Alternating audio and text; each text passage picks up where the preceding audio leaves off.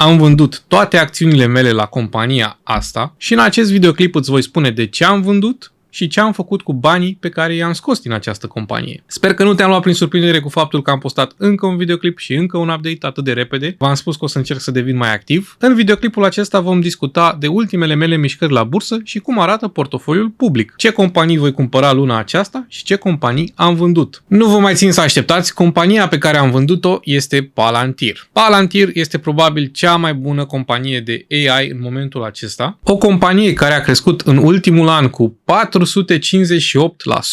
și pe care eu am început să o cumpăr în acest portofoliu public acum peste un an la un preț de sub $15 per share. Dacă mă întrebați, este Palantir o companie bună? Răspunsul meu e da. Dacă mă întrebați, are Palantir șanse să facă bani în continuare? Răspunsul meu este da. Dacă mă întrebați, există posibilitatea ca Palantir să ajungă la, $300 per share în următorii 5 ani?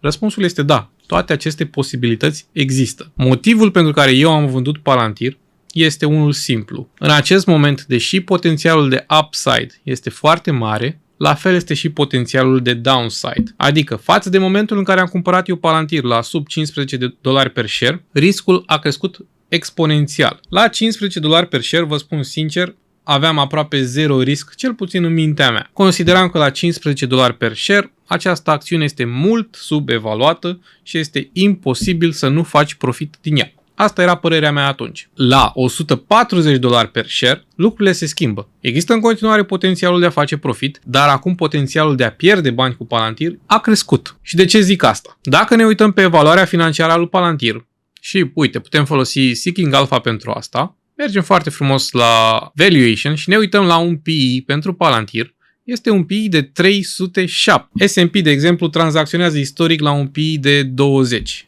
Companiile super performante și super hyped tranzacționează la un PE de 35, 40, 50, hai 60. Palantir este la peste 300. Este o evaluare incredibil de mare. E greu să vă spun cât de mare este. Din nou, cred că Palantir are posibilitatea să ajungă la $300 per share lejer în următorii 5 ani. Dar în același timp am făcut deja un profit foarte bun cu Palantir raportat cu nivelul investiției pe care am făcut-o în Palantir și o lecție pentru mine întotdeauna la bursă a fost să nu devin lacom. Sunt mulțumit cu un profit de $2000 pe Palantir și deși cred că există șansa să facă și mai mulți bani de atât, prefer să-mi scot acest profit și să-l reinvestesc în companii care au o evaluare mai adecvat. Așa că hai să ne uităm puțin la cum arată investițiile pe care le-am făcut eu săptămâna trecută. Intrăm frumos în zona de tranzacții și ne vom uita. Pe 12/6, prima tranzacție pe care am făcut-o a fost să vând Palantir, ultimele acțiuni pe care le mai aveam, pentru că am avut la un moment dat mai mult de 30 de acțiuni, dar le-am tot vândut pe parcursul ultimului an și am vândut 10 acțiuni, ultimele rămase, la un preț de $135, am scos $1350 din asta. Dacă ne uităm puțin în portofoliu, asta mă duce în Palantir la un profit all-time de $2200. Pretty good. Ei bine, banii aceștia nu i-am scos să-i cheltui pe prostii. I-am reinvestit în companii care consider că sunt evaluate mai bine ca Palantir acum, poate au aceeași șansă de growth ca Palantir pe viitor, poate chiar puțin sub Palantir, dar cu un downside mult mai mic. În alte cuvinte, cred că aceste companii în care am reinvestit banii au șanse mult mai mici de a-mi pierde bani. Ei bine, banii din Palantir i-am mutat așa: în AMD, în Fubo, în Google, în SoFi, în Shopify și am mai luat niște AMD zilele trecute. Pe lângă asta am mai pus €100 în acest portofoliu din banii mei, am trimis în contul de XTB. By the way, dacă vreți să investiți și voi la bursă, brokerul pe care îl folosesc eu pentru portofoliul public este XTB, puteți să vă faceți un cont cu linkul din descriere și asta mă duce la un portofoliu acum pe acțiuni americane de $16.400. Dacă ne uităm în videoclipul pe care l-am făcut cu update-ul de portofoliu acum o săptămână sau 2 săptămâni, portofoliul american era la $16.088. În alte cuvinte, portofoliul a crescut cu $400 în 7-8 zile.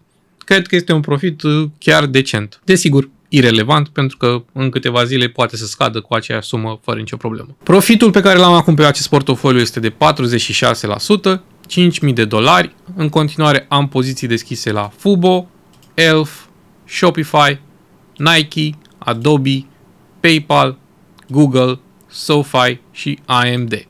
Am zis când am făcut prima oară portofoliul ăsta că targetul meu așa direcțional ar fi să am între 10 și 12 acțiuni în acest portofoliu. Acum că am vândut și Tesla în totalitate și Palantir în totalitate, am ajuns să am doar 9 acțiuni în total și este timpul să începem să căutăm alte acțiuni pe care să le adăugăm în portofoliul public. În primul rând, dacă ai și tu recomandări de acțiuni la care să mă uit, lasă-mi în comentarii. În al doilea rând, hai să-ți arăt la ce mă uit eu în momentul acesta. Am 2 acțiuni pe lista mea scurtă.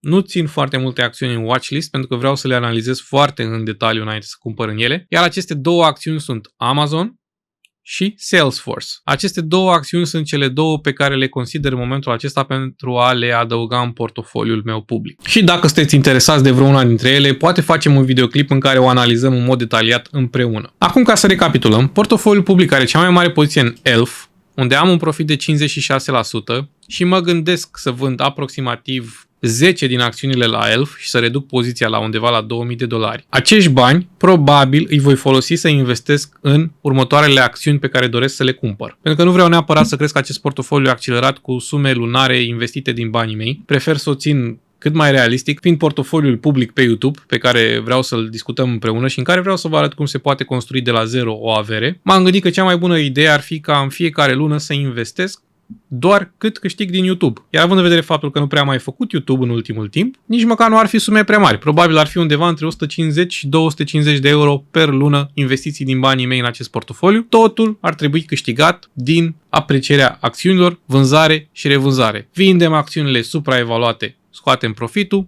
reinvestim profitul în acțiuni subevaluate și încercăm să creștem acest portofoliu la sute de mii de dolari, poate în câțiva ani. Pune-mi ce părere ai tu despre portofoliul public și cum să continuăm să-l arătăm pe YouTube și să le evoluăm. Dacă ai idei de acțiuni care ți se par subevaluate și vrei să le iau în calcul pentru a le adăuga în portofoliul public, lasă-mi în comentarii. Și pentru că acest videoclip este postat după ce a ieșit Doza de Finanțe, primul episod din sezonul 2, pentru următoarele episoade din Doza de Finanțe, lasă-mi în comentarii orice întrebări ai pe care vrei să le discutăm direct într-un videoclip pe YouTube și să le adresăm în detaliu. Cam atât de la mine astăzi. Ciao!